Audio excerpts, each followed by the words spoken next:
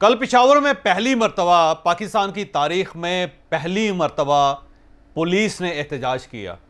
पाकिस्तान के अंदर हमेशा ये होता है कि एहतजाज करने वाले कुछ और लोग होते हैं, कुछ और ऑर्गेनाइजेशंस होती हैं और पुलिस उनको रोकती है।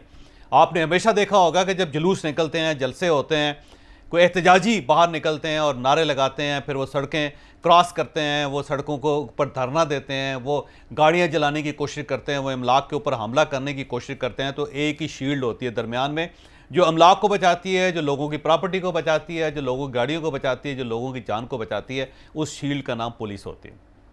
लेकिन कल पेशावर में पहली मरतबा पुलिस खुद सरापा एहतजाज बनी और सड़क पे आके उसने नारेबाजी भी की और वहाँ पे खड़े हो के उन्होंने एक बात, जिसका मैं समझता हूँ कि हमें मीडिया को हाईलाइट करना चाहिए था, जो नहीं हुआ, वो ये फ़िक्रा है कि ये जो नामालूम है, यानी जो दहशतगर्द हैं, हमें उनके बारे में मालूम है कि दहशतगर्द कहाँ से आ रहे हैं और उनके साथ कैसे निपटना है। और पुलिस वाले बल्कि ये भी कह रहे थे कि आप हमें फुल अथॉरिटी दें, हम इन सब से निपट लेंगे।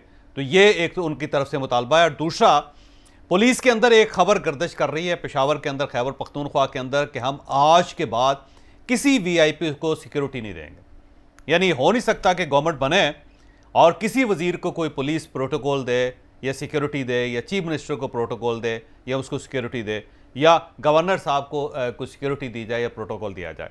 तो ये बात अगर मटीरियलाइज हो जाती है और पुलिस इस पर इत्तफाक कर जाती है और उसके बाद किसी वीआईपी को सिक्योरिटी नहीं दी जाती, तो फिर आप खुद अंदाज़ा लगाएं कि जो वीआईपीज़ हैं उनको फिर उस वक्त अंदाज़ा होगा कि आम आदमी के साथ मुल्क के अंदर या सूबे के अंदर क्या होता है और उसकी जान को कहाँ कहाँ पे ख़तरा होता है। और मेरा ख्याल है अगर ये पुलिस फ़ैसला करे, अगर ये पुलिस फ़ैसला करे तो वो जस्टिफाइड होगी, उसे ये फ़ैसला वाकई करना चाहिए। क्यों करना चाहिए ये मैं आपको आगे चल के बताऊँगा, लेकिन सरदस्त जो पुलिस ने एहतजाज किया, आप वो क्लिप मुलाहिजा कर लें।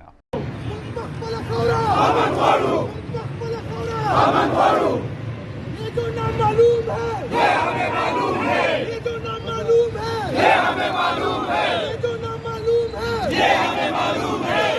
तकबीर, अल्लाहू अकबर, नारा तकबीर, अल्लाह। और पुलिस इसमें जस्टिफाइड है। जस्टिफाइड इस तरह है कि खैबर पख्तूनख्वा के अंदर 9.5 साल पीटीआई की गवर्नमेंट रही, उसमें 2 चीफ मिनिस्टर रहे। परवेज खटक साहब 5 साल चीफ मिनिस्टर रहे खैबर पख्तूनख्वा के।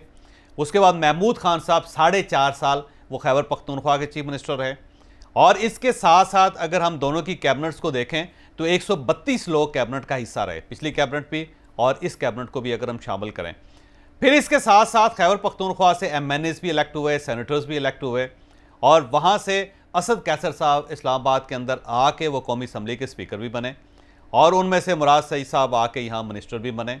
शिबली फराज साहब खैबर पख्तूनख्वा के साथ उनका ताल्लुक, वो भी मिनिस्टर बने। शहरयार अफरीदी वो भी वहाँ से आके मिनिस्टर बने। अली मोहम्मद खान साहब वो भी वहाँ से आके यहाँ मिनिस्टर बने। और इसके साथ साथ बड़ी तादाद है मिनिस्टर्स की जिनका ताल्लुक खैबर पख्तूनख्वा के साथ है। ये तमाम लोग 9.5 साल खैबर पख्तूनख्वा में इक़्तिदार को इंजॉय करते रहे।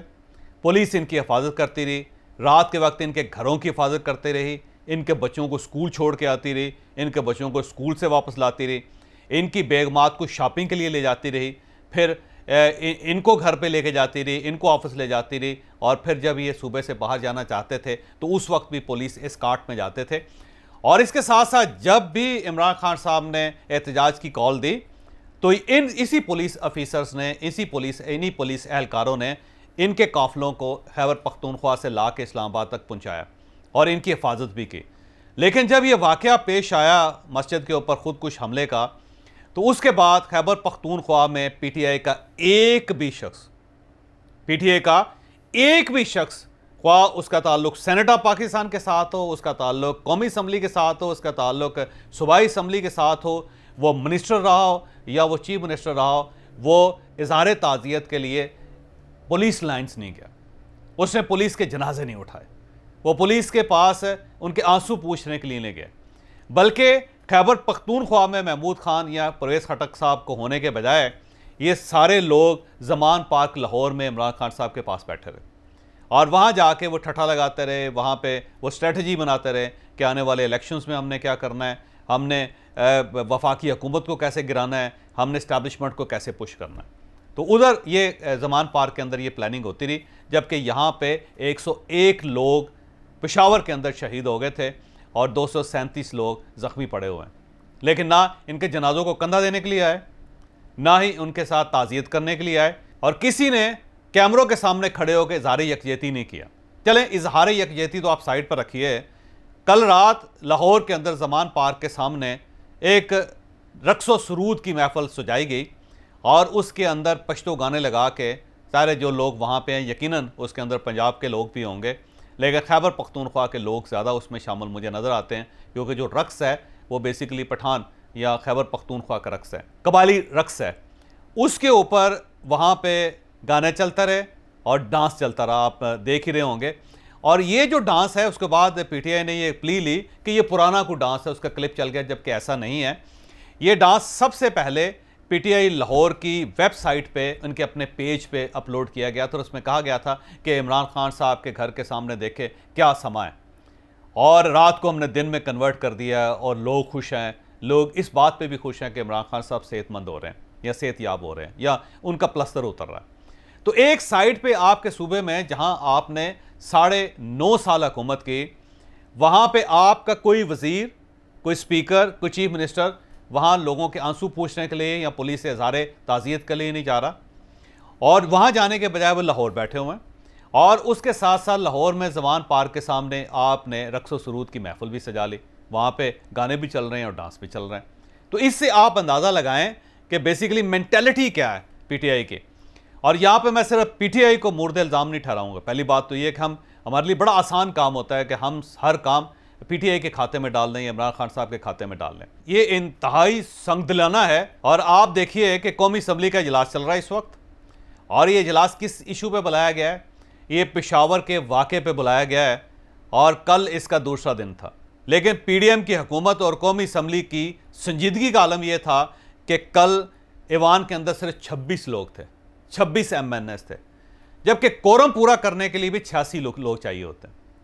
तो इतने बड़े सानहे को, जिसको हुकूमत एक बहुत बड़ा अजीम सानहा करार दे रही है, और जिसमें कल वज़ीर साहब ने तकरीर भी की और काबीना का इजलास भी बुलाया, उस सानहे पे जो कौमी असम्बली का इजलास हुआ है उसमें सिर्फ 26 लोग शामिल थे, और वो भी सब खुशकपियाँ कर रहे थे, उसमें कोई शख्स संजीदा नहीं था।